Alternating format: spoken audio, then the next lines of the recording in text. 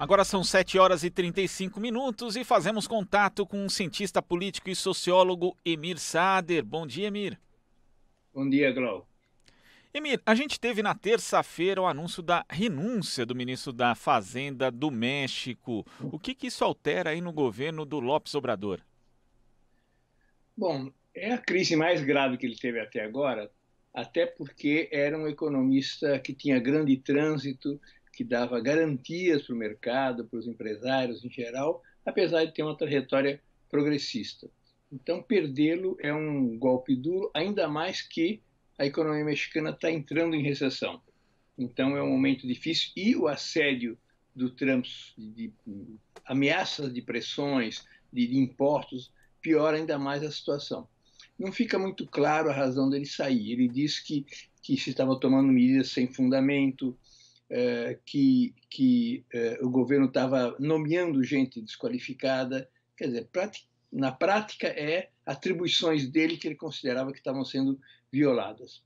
O governo López Obrador tem a ideia de moralização, e parte da moralização é corte de recursos que ele considera que são desnecessários, o que está afetando a muitos setores, inclusive setores fundamentais como a educação.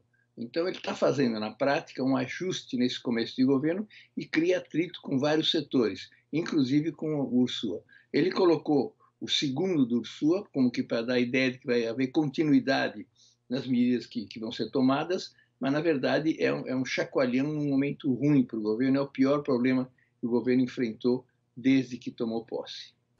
Quer dizer, de fato, abre-se ali uma ferida, então, no governo, né? E será que a mesma política econômica vai continuar com o vice-ministro assumindo? Provavelmente, mas na verdade ele precisa recuperar agora o prestígio, a confiança, né?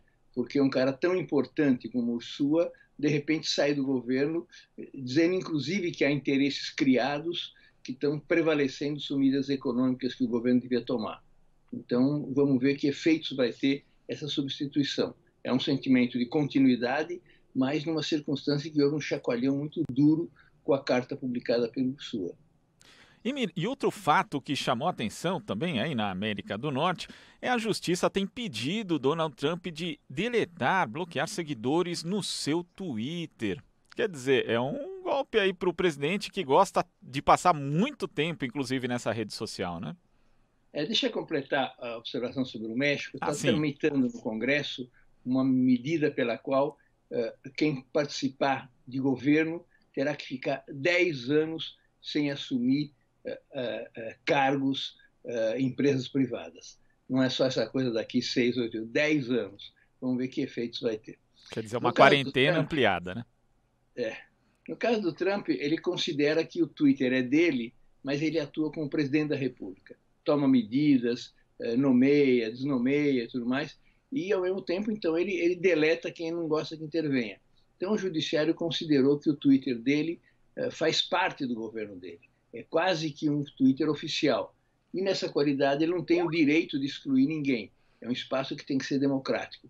Ele está muito chateado com isso, mas não pode, na verdade, fazer nada, porque o judiciário tem razão de dizer que ele governa através do Twitter, não? Então é um chamado de atenção importante.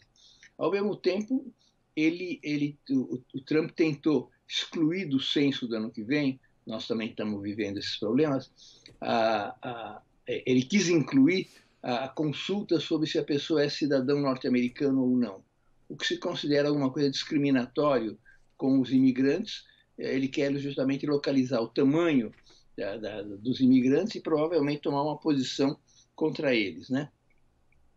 E é- Então, ele diz que vai tentar fazer isso através de outros mecanismos, mas na realidade isso ele não conseguiu fazer. Até porque já está impresso os mecanismos de consulta do censo do ano que vem. E é interessante também, né, Mira, a gente fazer um paralelo aqui com a situação do presidente Jair Bolsonaro, porque ele também utiliza muito o Twitter e já fez, inclusive, anúncios oficiais por meio dessa rede social. Teve ministro que teve o nome anunciado ali e o Jair Bolsonaro também bloqueia pessoas e bloqueia, pior ainda, jornalistas, né? Ou seja, na prática, se você toma o seu perfil no Twitter como um perfil que você faz, inclusive, anúncios oficiais da presidência da República e você bloqueia jornalistas, isso também fere a liberdade de imprensa. É a confusão entre o público e o privado. Ele te dá o direito de falar o que bem entender, mas faz anúncios públicos oficiais de medidas do governo, de posturas, de avaliações. Então, seria passível de ser submetido a essa mesma medida tomada pelo judiciário norte-americano.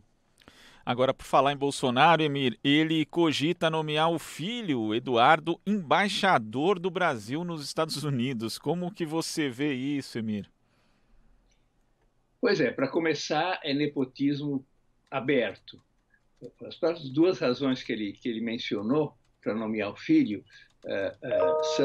são débeis, e uma delas até é irreal. Falou, ele sabe falar inglês, não é verdade, ele fala um inglês macarrônico, como o do Sérgio Moro. Segundo lugar, ele é amigo dos filhos do presidente dos Estados Unidos, como se isso fosse razões para a nomeação do cargo diplomático mais importante no exterior. É claramente uma sinecura, uma boca para o filho, legitimar o filho, que tem que renunciar ao seu mandato parlamentar, mas já apareceu até parlamentar dizendo que vai tentar fazer uma PEC para que ele possa assumir os dois cargos. Agora, é péssimo, até porque vem no marco de uma virada ideológica extremamente conservadora que o governo está anunciando. As posições que o governo vai defender nas Nações Unidas são as mais conservadoras possíveis, né? Não defende mais o direito de nenhuma das minorias, né? LGBT, nada disso, mulheres. Ele se distancia do consenso internacional sobre os direitos humanos, deixando totalmente marginalizado o tema. Ele decide que não vai participar das investigações sobre a repressão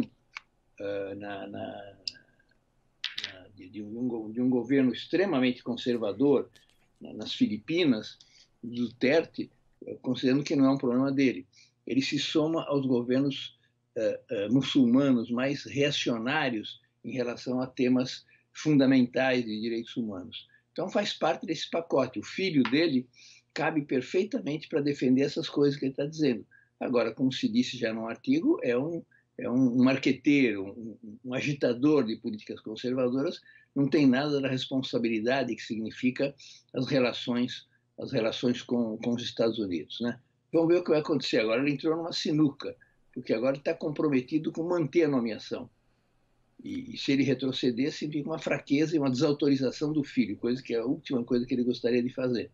Ele já disse que foi graças ao Carlos que ele ganhou a eleição, porque o Carlos é quem é responsável pelo WhatsApp. São as pessoas que ele considera de confiança absoluta, que estão todo o tempo no ouvido dele, dizendo que querem que ele saia do Twitter, para que ele não tenha relação direta com o povo, etc. Tal. Aqueles que ficam denunciando que tal ou qual ministro, ou auxiliar, ou parlamentar está traindo ele. Então, tem um compromisso muito forte com os filhos. E se ele mantiver, vai ser mais uma tragédia na política exterior brasileira. Um cargo que vai ter muita exibição pública, né? Se ele retroceder, vai mostrar que a arbitrariedade dele não conseguiu manter. É um absurdo para um cargo desse nomear um filho, na verdade, por ser filho, né? Era considerado um ministro das Relações Exteriores paralelo pelas atitudes arbitrárias que ele foi tomando, independentemente do Araújo, do Itamaraty. Agora ele quer formalizar isso. Apareceu a ideia dele, achou uma boa ideia, quer colocar em prática, né? E, além do mais, tem que passar pelo Senado. O presidente do Senado falou que o Senado não vai se opor. Vamos ver se efetivamente vai acontecer isso. Mas é mais um espanto de medida absurda desse governo que não tem ideia do que é governar o país, do que é defender os interesses do Brasil diante de um país importante como são os Estados Unidos.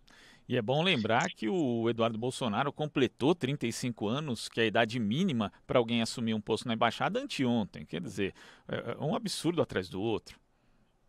Parece que estava pensado, ele estava esperando esse aniversário para poder cumprir essa norma existente.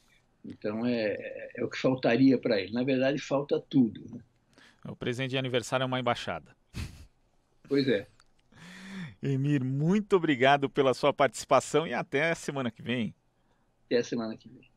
Conversamos aqui com o cientista político e sociólogo Emir Sader.